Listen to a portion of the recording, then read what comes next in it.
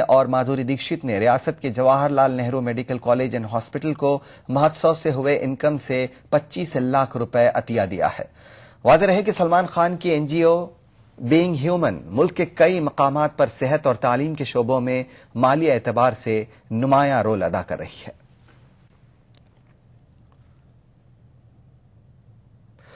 مظفر نگر فساد کی جانچ عدالتی کمیشن کر رہا ہے، لیکن عدالتی کمیشن کو اس کام میں کافی دشواریوں کا سامنا کرنا پڑ رہا ہے۔ بدھ کے روز لکھنؤ میں واقع کمیشن کے دفتر میں نامعلوم افراد زبردستی گھسائے اور دستاویزات تلاش کرنے لگے۔ حد تو یہ ہوئی کہ نامعلوم افراد نے دفتر کے چپراسی پر بندوق تک تان دی۔ دفتر کے چپراسی کے مطابق نامعلوم افراد دفتر کی الماری بھی کھولنے کی کوشش کر رہے تھے، لیکن اس دوران انہیں ایک فون آیا جس کے بعد وہ فوری دفتر سے نکل گئے۔ اس معاملے میں ایف آئی آر درج کر لی گئی ہے اور پولیس پورے معاملے کی جانچ کر رہی ہے۔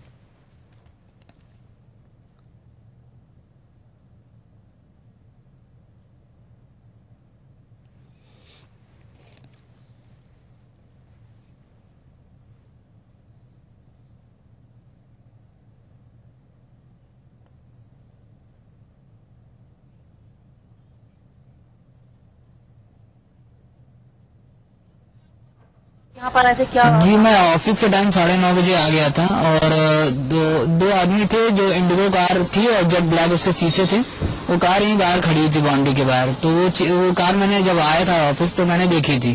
اس کے بعد میں اپنے آفس میں باہر والے کیبن میں بیٹھا ہوا تھا، پھر وہ دو آدمی وہاں سے اترے، ایک باہر تھا اور ایک اندر گھسنے لگا، تو میں نے اندر والے کا وروଧ کیا کہ آپ اندر کیوں گھس رہے، تو اس نے پسٹل لگا دی میرے اوپر اور بولا کہ تم کون ہو؟ میں نے کہا کہ میں یہاں کا چپراسی ہوں، امپلائی ہوں۔ تو بولا کہ کتنے لوگوں کا اسٹاف ہے؟ میں نے کہا 4 لوگوں کا اسٹاف ہے۔ پھر وہ کہنے لگے کہ یہاں کیا ہوتا ہے؟ میں نے کہا مجھے نہیں پتا یہاں پہ کیا ہوتا ہے۔ پھر وہ سچی صاحب کے روم میں چلے گئے، پھر انہوں نے ان کی ڈرار کھولی اور ہمارے اسٹونو بابو کی ڈرار وغیرہ کھولی، اس میں کچھ فائلیں دیکھی، پر فائلوں میں کچھ رف پیپر تھے، اس لیے ان کے پر ایک کال آ گئی اسی سمے۔ انہوں نے الماری بھی اندر کی کھولنا چاہا پر وہ کھلی نہیں، تب تک ان کی کال آئی تو انہیں اپنے دوسرے ساتھی سے بولا کہ اب چلو یہاں سے نکلتے ہیں۔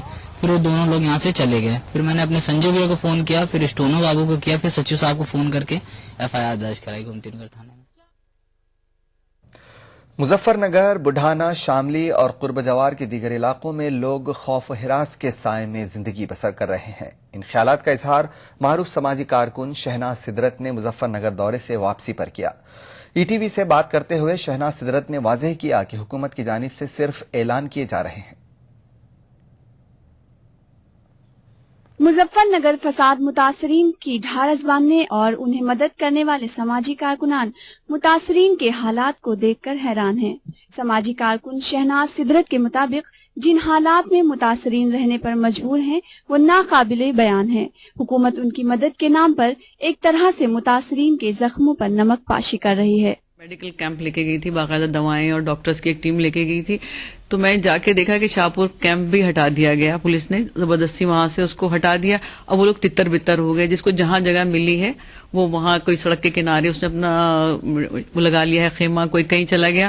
اور کچھ لوگ جہاں میں نے میڈیکل کیمپ لگایا وہ تھے جن کو معاوضہ ملا اور انہوں نے پلاٹ وہاں پر چھوٹا سا لے لیا ہے، آپ سمجھ لیجیے میرے خیال میں 12x12 کا، اور اس پہ انہوں نے اپنا وہ تمبو گاڑ لیا ہے، مطلب ریپ وہ اسی میں رہے، پنی میں ہی رہ رہے ہیں سردی میں بھی۔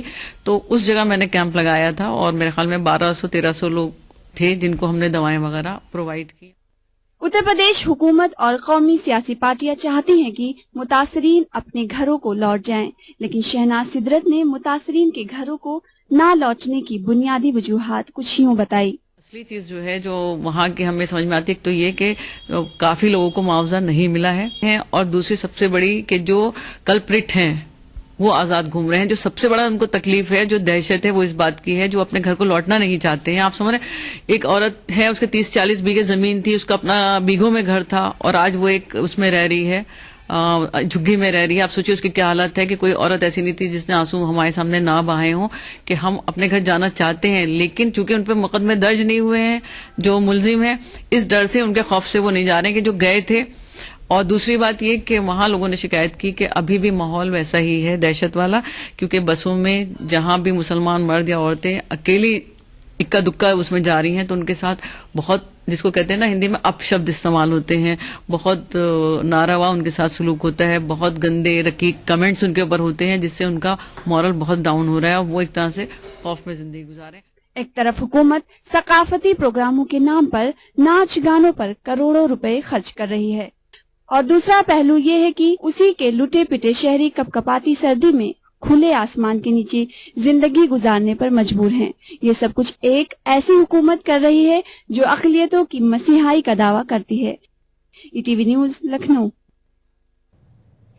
जम्मू कश्मीर लेजिस्लेटिव काउंसिल की प्रिविलेज्ड कमेटी ने साबिक फौजी सरबराह जनरल वीके सिंह को नोटिस जारी किया है। सिंह को 22 जनवरी को अपने बयान की वजाहत के साथ हाजिर होने की हिदायत दी गई है। वाज़ेह रहे कि वीके सिंह को आज ही हाजिर होना था, लेकिन वो हाजिर नहीं हुए। प्रिविलेज कमेटी ने वीके सिंह की गैर हाजिरी का संजीदा नोट लेते हुए उन्हें दोबारा 22 जनवरी को हाजिर होने की हिदायत दी है। हालांकि वीके सिंह के साथी रिटायर्ड यूपी सिंह हाउस में हाजिर हुए और कहा कि वीके सिंह ने हाजिर न होने के सिलसिले में खत भेजा था, ताहम काउंसिल स्टाफ ने उसे तस्लीम करने से इनकार कर दिया और कहा कि वीके सिंह की जानिब से कोई इत्तला किसी भी जरिए से मौसूल नहीं हुई है। आज सुबह जम्मू में मिली जुगल किशोर शर्मा साहब की सदारत में और कमेटी ने यूनानिमसली ये फैसला किया है कि जनरल वीके सिंह रिटायर्ड जो हैं उनको समन किया जाए, एक समन के थ्रू जो उनको सर्व किया जाएगा हरियाणा पुलिस के डायरेक्टर जनरल ऑफ पुलिस के थ्रू। और अगर वो 22 तारीख को उस समन पे भी नहीं आते हैं तो लॉ बड़ा क्लियर है, हमारे पास जो ऑप्शंस हैं वो किताबों में लिखी हैं, वो ऑप्शंस यूज की जाएं। The law is very clear, the law is very clear on the options, you can go through the law. अभी तक कोई रिप्लाई कमेटी के सामने नहीं पेश हुआ है, ना ही आया है। अमेरिका में हिंदुस्तानी सिफारतकार दिव्यानी खोबरागडे मामले पर हिंदुस्तान और अमेरिका के दरमियान कशीदगी के दौरान अमेरिका के वजीर तवानाई ने हिंदुस्तान दौरा मनसूख कर दिया है।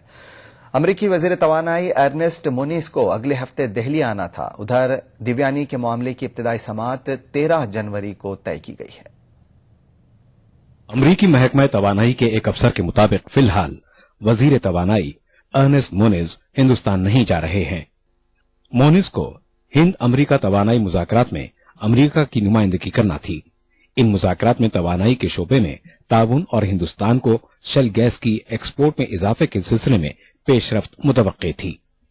अमरीकी महकमा खारजा का कहना है कि वजीर तवानाई मोनिस के दौरे की आइंदा तारीखों के बारे में हिंदुस्तान के साथ गुफ्तगू करके फैसला किया जाएगा। वीजा फ्रॉड के मामले में हिंदुस्तानी सिफारतकार दिव्यानी खोबरागडे की गिरफ्तारी के बाद दोनों मुल्कों के रिश्तों में तलखी आ गई है। हिंदुस्तान ने अमरीकी सिफारती अमले को मिलने वाली मराहत में कमी कर दी है। अमरीकी कौंसल खानों से अपने अहाते से कमर्शियल सरगर्मियां नहीं चलाने को भी कह दिया गया है। हिंदुस्तान ने खोबरागडे के मसले का हल निकालने के लिए अमरीका को ताउन की पेशकश भी की है। हिंदुस्तान का कहना है कि दिव्यानी खोबरागडे का मसला सुलझाने में अगर अमरीका को अपने दाखिली कवानीन से कोई मुश्किल पेश आ रही है तो वो मदद करने के लिए तैयार है। इस बीच अमरीका के एक विफाकी जज ने दिव्यानी खोबरागडे की उस अर्जी को मुस्तरद कर दिया है जिसमें उन्होंने अपने मामले की इब्तिदाई समाअत की तारीख में तौसी की अपील की थी। ये समाअत 13 जनवरी को होगी। अमरीकी सेशन अदालत बराए जुनूबी जिला न्यूयॉर्क के जज ने कहा है कि इस मामले में समाअत की तारीख आगे बढ़ाने से वीजा धोखाधड़ी मामले में अपने और हुकूमत के दरमियान बातचीत को लेकर दिव्यानी को जो राहत चाहिए वो उन्हें नहीं मिलेगी। Bureau report, ETV news. Bangladesh में अवामी लीग की सरबराह शेख हसीना को आज पार्लिमानी पार्टी का लीडर चुन लिया गया है, लेकिन नई काबीना की तश्कील इतवार को होगी। बांग्लादेश के सरकारी जराये के मुताबिक इतवार को बांग्लादेश के सदर अब्दुल हामिद शेख हसीना को वज़ीर आज़म के ओहदे का हलफ दिलाएंगे। शेख हसीना के अलावा दीगर अफराद को भी नई काबीना के लिए वजीर के ओहदे का हलफ दिलाया जाएगा। बांग्लादेश के एक रोजनामा ने सरकारी जराये के हवाले से ये खबर शाये की है कि नई काबीना में 30 वज़रा होंगे। ऐन मुमकिन है कि शेख हसीना खराब कारकर्दगी और बदनवानी के इल्जाम से घिरे साबिक वज़रा को नई काबीना में जगह न दें। बांग्लादेश में 5 जनवरी को आम इंतखाबात हुए थे। आम इंतखाबात में 300 नशिस्तों के लिए वोटिंग हुई थी। शेख हसीना की अवामी लीग ने 300 में से 231 पार्लिमानी नशिस्तें हासिल की हैं। 18 जमातों पर मुश्तमिल अपोजिशन इत्तेहाद ने इंतखाबात का बायकॉट किया था। इराक के दारुल हुकूमत बगदाद में आज हुए एक खुदकुश बम धमाके में कम से कम 23 अफराद हलाक और दीगर 30 अफराद जख्मी हुए हैं। ये धमाका एक मिलिट्री रिक्रूटमेंट सेंटर पर हुआ है।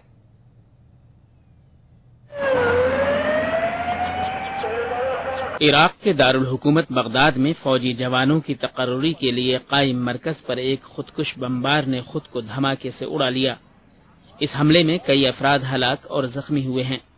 خودکش بمبار نے تقرری کے لیے قطار میں کھڑے نوجوانوں کی صف کے قریب خود کو اڑایا۔ عراق میں 2 شہروں کو ملیٹنٹوں کے قبضے سے آزاد کرانے کے لیے چلائی جا رہی حکومت کی مہم کے دوران اس قسم کے حملوں میں اضافہ دیکھا جا رہا ہے۔ صار انفجار عن متطوعين منها طق حزام ناسف يعني هاي العالم وين تروح لعد غير على عيشتها جايه۔ دھماکے کی ذمہ داری کسی گروپ نے قبول نہیں کی ہے، لیکن سیکیورٹی حکام نے دھماکے کی نوعیت کو دیکھتے ہوئے القاعدہ سے منسلک کسی شدت پسند گروپ پر شک ظاہر کیا ہے۔ Bureau report, ETV news. خبرنامے میں فی الحال اتنا ہی، اجازت دیجیے، آداب۔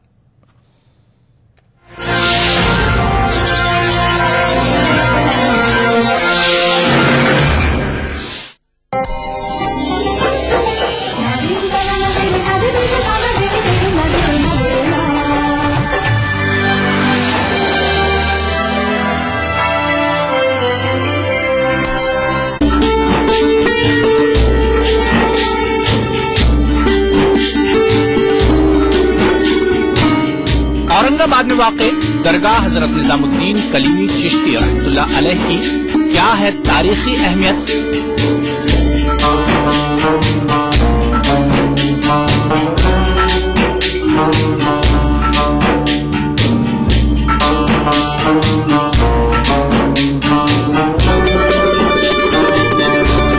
دیکھیے پروگرام بارگاہ عقیدت میں بدھ کی رات 8:30 بجے اور جمعہ دوپہر 2:30 بجے صرف ETV اردو پر۔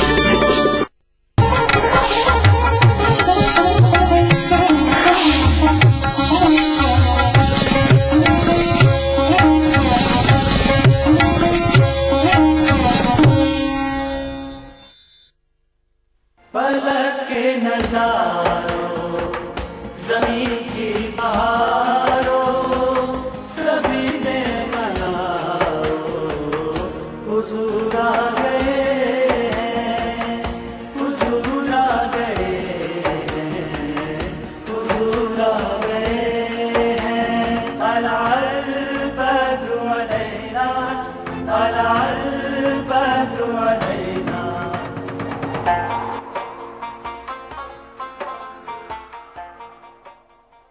تو اس نے آقا علیہ السلام کا کل کائنات اول و آخر زمانوں کا سلطان بنا دیا، اور پھر حضور علیہ السلام کو سلطان اور بادشاہ اور نبی اور رسول اور سربراہ اور قائد اور رہبر اور ہادی صرف ایک عالم انسانیت کے لیے نہیں بنایا، بلکہ کل عوالم کے لیے بنایا۔ اس لیے میں کہہ رہا ہوں جمی کائنات کے لیے سلطان۔ ارشاد ہوا قرآن مجید میں، تبارک الذی نزل الفرقان علی عبدہ لیکون للعالمین نذیرا۔ اللہ رب العزت نے اپنی ذات کے لیے فرمایا الحمدللہ رب العالمین، میں رب ہوں سارے عالمین کا، کل کائناتوں کا۔ اور رسول پاک صلی اللہ علیہ وسلم کے لیے فرمایا لیکون للعالمین نذیرا، حضور نذیر ہیں، ڈر سنانے والے ہیں اللہ کے امر کا کل عالمین کو۔ اور فرمایا وما ارسلناک الا رحمت للعالمین، کل جہانوں اور کائناتوں کے لیے حضور رحمت بن کے آ گئے، حضور کو رحمت بنایا گیا۔ وراحما للعالمین، حضور سبب رحمت بھی ہوئے، حضور خود بھی رحمت ہوئے، اور حضور رحمت فرمانے والے بھی ہوئے، کل کائناتوں پر حضور رحمت فرمانے والے۔ اور رحمت وہی کر سکتا ہے جسے رحمت کرنے کا اختیار ہو، تصرف ہو، طاقت ہو، حکومت ہو، سلطنت ہو۔ تو جب تک سلطان کائنات نہ ہو، آقا علیہ السلام جس غم زدہ پہ چاہیں لطف و کرم کر نہیں سکتے۔ اس آیت نے کل کائناتوں پر حضور کو راحم بنا دیا۔ اور اگر خیال آئے کہ رحمت للعالمین کا معنی رحم کرنے والا کیسے ہوا، تو قرآن تصدیق کرتا ہے بالمؤمنین رؤوف الرحیم۔ آقا علیہ السلام رؤوف رحمت فرمانے والے بھی ہیں اور رحمت فرمانے والے بھی ہیں۔ حضور علیہ السلام صرف رحمت کا سبب نہیں ہیں بلکہ رحمت فرمانے والے بھی ہیں، رحیم بھی کہا۔ اور پھر آخرت کی بات آئی، میں نے کہا قیامت کے دن بھی حضور ہی سلطان کائنات ہوں گے، سلطان انبیاء ہوں گے۔ اس مقام پر آقا علیہ السلام کو مرتبے عطا کیے، اور مرتبہ یہ دیا ہر پیغمبر اپنی اپنی نبوتوں پر شہید ہوگا، گواہی دینے والا۔ اور آقا علیہ السلام آدم علیہ السلام سے لے کر امت محمدی تک کل انبیاء پر اور کل امتوں پر شہید ہوں گے۔ حضور کی شہادت کل امتوں پر اور کل نبیوں پر ہوگی، تو گویا سلطان الامم ہوئے اور سلطان الانبیاء ہوئے۔ فرمایا فکیف اذا جئنا من کل امت بشہید، وہ منظر کیا ہوگا؟ اللہ پاک فرماتے ہیں جب قیامت کے دن ہر امت کے اوپر ایک شاہد لائیں گے، گواہ لائیں گے۔ وجئنا بک علی ہؤلاء شہیدا، اور میرے محبوب مکرم آپ کو ان سب نبیوں پر اور ان سب امتوں پر گواہ لائیں گے۔ آپ کی گواہی پر ساری عدالت ختم ہو جائے گی، کوٹ ختم ہو جائے گی۔ اور پھر آقا علیہ الصلوۃ والسلام کو قیامت کے دن جو مقام عطا ہوگا وہ سن لیجئے۔ قیامت کے دن ہر پیغمبر اپنے لیے اور اپنی امت کے لیے نفسا نفسی کی شکل میں طلب مغفرت کر رہا ہوگا۔ رب کائنات کی عظمت، عزت اور جلال اس قدر عروج پر ہوگا کہ کوئی جان دم مارنے کے قابل نہ ہوگی، مگر آقا علیہ الصلوۃ والسلام کے لیے اللہ پاک نے قیامت کے دن سلطنت بخشی حضور کو۔ قرآن نے حضور کی شان سلطنت بیان کی، فرمایا وَلَسَوْفَ يُعْطِيكَ رَبُّكَ فَتَرْضَىٰ، میرے محبوب قیامت کے دن ہر کوئی اپنے اعمال کی جزا سزا کے لیے آئے گا۔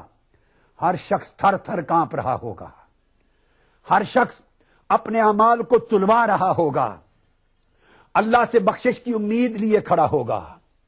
ہر شخص قیامت کے دن خدا کی عدالت میں پیشی کے لیے تصور سے کھڑا ہوگا، ہر ایک پیشی پر ہوگا، پیشی پر۔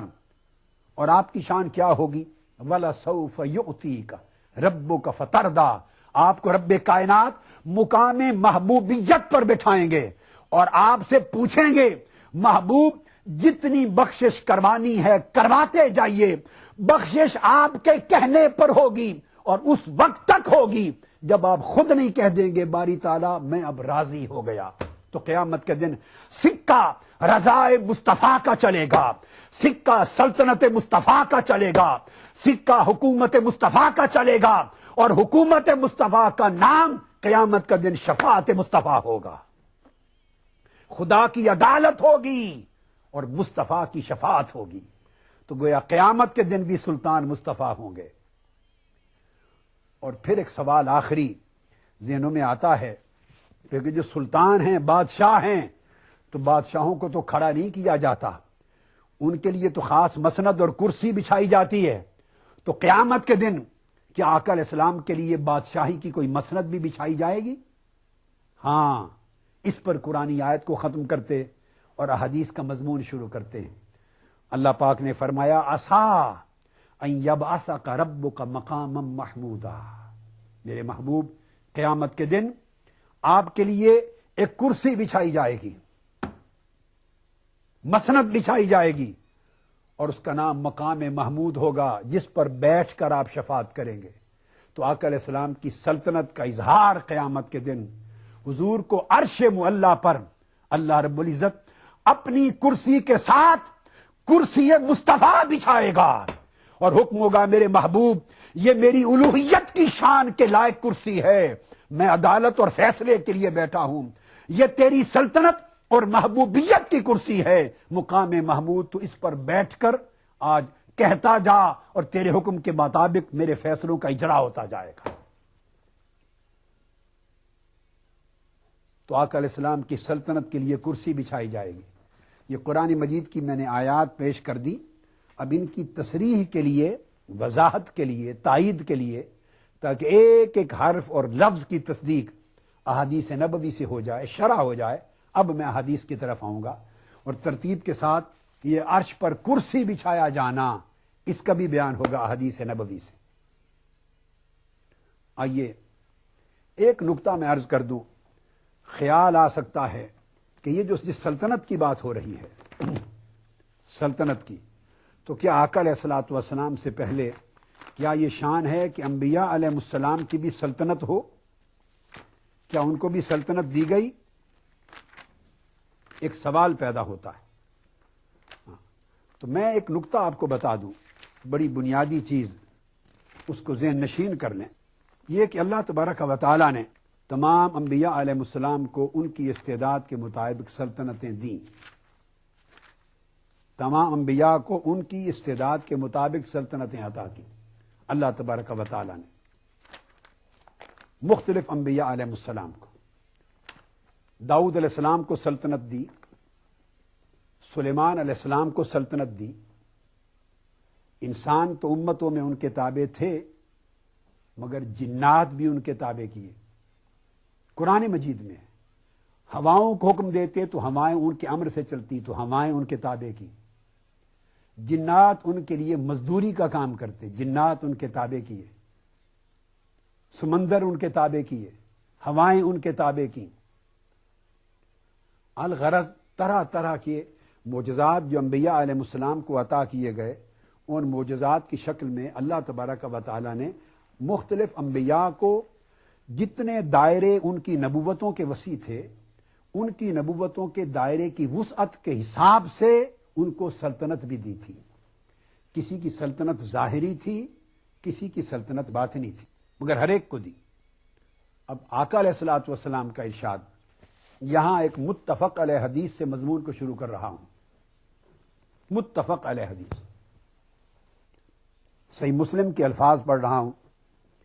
امام بخاری نے کتاب و فضائل القرآن میں روایت کیا، اور امام مسلم نے کتاب الایمان میں. امام بخاری کی صحیح بخاری کی حدیث کا نمبر ہے 4981، اور صحیح مسلم کی حدیث کا نمبر ہے 152. یہ بات آپ عام طور پہ سنتے ہیں، لیکن بہت سے لوگ جن کا پرابلم یہ ہے کہ مطالعہ کم اور غصہ فتویٰ زیادہ، علم کم اور شور شرابہ ہنگامہ زیادہ، وہ مانتے نہیں. اب اس لیے میں متفق علیہ حدیث بخاری مسلم کی پیش کر رہا ہوں. ابو ہریرہ رضی اللہ تعالیٰ عنہ راوی ہیں. آقا علیہ السلام نے فرمایا ان رسول اللہ صلی اللہ علیہ وسلم قال ما من الانبیاء من نبی الا قد اؤتی من الآیات ما مثلہ آمن علیہ البشر. اور اس حدیث پاک کے آخر میں آقا نے فرمایا فارجو ان اکون اکثرہم تابعا یوم القیامہ. آقا علیہ السلام نے فرمایا جتنے انبیاء دنیا میں آئے، تمام انبیاء میں سے ہر نبی کو یہ بات بڑی اہم سمجھنے والی ہے، ہر نبی کو اللہ تعالیٰ نے معجزات عطا کی، اور معجزات کی شکل میں گویا ان کو روحانی طاقتیں ملتی، روحانی کمالات ملتے، روحانی تصرفات ملتے. اور فرمایا ہر نبی کو اللہ نے جتنے معجزات کیے، مثلا عیسیٰ علیہ السلام، ان کو معجزہ دیا کہ مردوں کو زندہ کر دیتے، گھر میں چھپے ہوئے کھانے کو بتا دیتے، سب قرآن میں ہے. مٹی کے پرندے بناتے مردے اور پھونک مارتے اللہ کے نام سے تو زندہ ہو کے اڑنے لگ جاتے.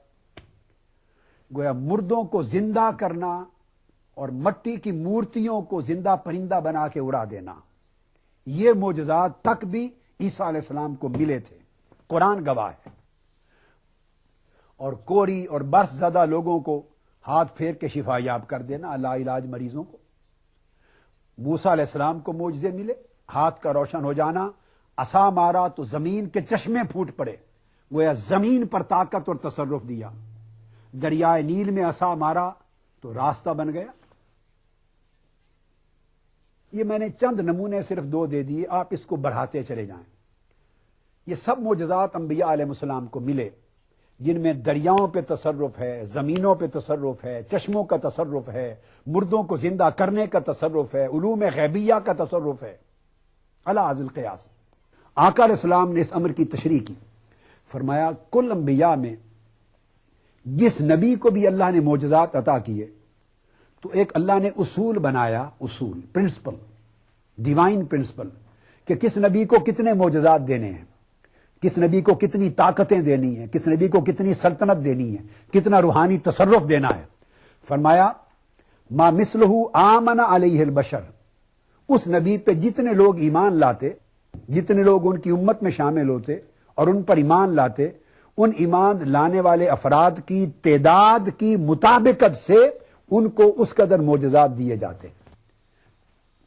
जिस नबी पर 2, 4, 10, 15, 20 अफराद ईमान लाए, उन पर उसी तरह कम मोजज़ात उनको मिलते। जिन पर सैकड़ों ईमान लाते, उन पर सैकड़ों ईमान लाने के हिसाब से उतने मोजज़ात मिलते। जिन पर हजारों लोग ईमान लाते, उन पर हजारों के हिसाब से मोजज़ात देते। जिन पर लाखों लोग ईमान लाते, उन पर लाखों लोगों के हिसाब से एक अदद मुतय्यन किया जाता, उस तादाद के मुताबिक मोजज़ात मिलते।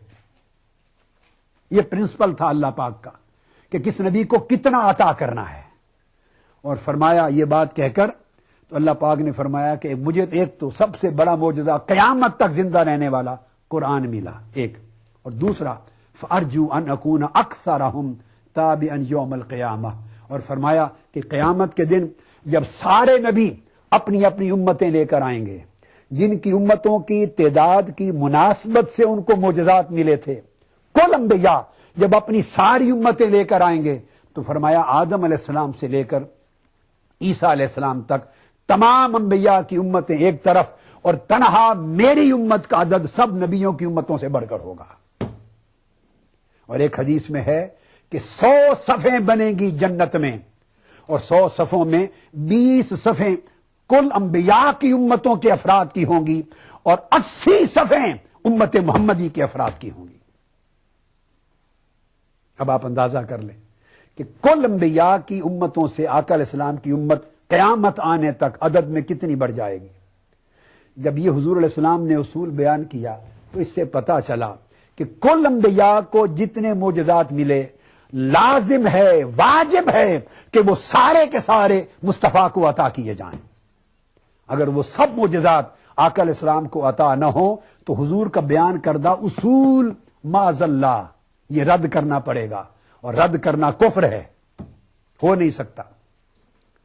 और फिर आका ने फरमाया कुल अंबिया की उम्मतों की 20 सफ़े होंगी, और तनहा मेरी उम्मत की क़याम जन्नत में 80 सफ़े होंगी। तो इसका मतलब यह हुआ कि 20 से 80 का अदद 4 गुना ज्यादा है। और एक रिवायत में 120 सफ़ों का आया है कि 20 उनकी और 100 मेरी उम्मत की, तो गोया 5 गुना ज्यादा कुल अंबिया को मिलने वाले मोजज़ात से उनका टोटल कर लें तो उनके टोटल से 5 गुना ज्यादा मोजज़ात ताजदार कायनात के होना लाजिम है। गोया हर किस्म का मोजज़ा जो किसी को मिला, अगर किसी को मुर्दा जिंदा करने का मोजज़ा मिला तो वो मुस्तफ़ा के पास भी है। किसी को मूर्तियों में फूंक मारकर उड़ा देने का मोजज़ा मिला तो वो मुस्तफ़ा का भी है। किसी को समंदर फाड़ देने का मोजज़ा मिला तो मुस्तफ़ा में है। और सारे मोजज़े जो उनमें मुतफर्रिक थे वो ज़ात मुस्तफ़ा में जमा हो गए, और फिर जब उनकी तादाद खत्म हो गई तो उनसे बाला फिर हुजूर के मोजज़ात सारी जमीन पर फायक होने के बाद आसमानों का मिले। आसमानों के मोजज़ात किसी नबी को न मिले थे। हुजूर के मोजज़ात और हुजूर की सल्तनत का दायरा जमीन से आसमान तक फैला दिया गया। ये वो हदीस है आका अलैहिस्सलातु वस्सलाम की, जिसको इमाम नबवी और इमाम इब्न हजर अस्कलानी समेत कुल आइम्मा ने और आलामुन नबुव्वत और दलाइलुन नबुव्वत के तहत बयान करके उसूल बयान किया है कि आलम बशरियत और आलम इंसानियत के जितने फर्द एक एक नबी पर और कुल अंबिया पे ईमान लाए, उन सब से बढ़कर मुस्तफा की उम्मत के अफराद हैं। इस लिहाज से हुजूर के मोजज़ात कुल अंबिया के मोजज़ात से न सिर्फ ज्यादा बल्कि बेहिसाब हैं, जिसका शुमार भी नामुमकिन है। यही वजह है कि चूंकि आका अलैहिस्सलातु वस्सलाम को कुल अंबिया का सुल्तान बनाया और उनसे हुजूर अलैहिस्सलाम की नबुव्वत पर अहद लिया, तो गोया हर नबी हुजूर का मुहिब और आशिक हो गया। जब अभी आलम बशरियत पैदा ही नहीं हुआ था, सिलसिला नबुव्वत जमीन पर अभी जारी ही नहीं हुआ था, हर नबी की रूह ने सोचा कि अभी तो इंसानियत का सिलसिला शुरू नहीं हुआ, रब्बे कायनात उसका कोई ऐसा महबूब भी तो है कि जिसकी खातिर हमसे बैत ले रहा है, रब हमसे मीसाक ले रहा है, हमसे मुआहदा उन पर ईमान लाने का ले रहा है। तो हर नबी हुजूर की जियारत का मुश्ताक हो गया, हर पैगंबर حضور کے دیدار کا مشتاق ہو گیا اور ہر ایک کی آرزو ہو گئی کہ کاش میرے زمانے میں تاجدار کائنات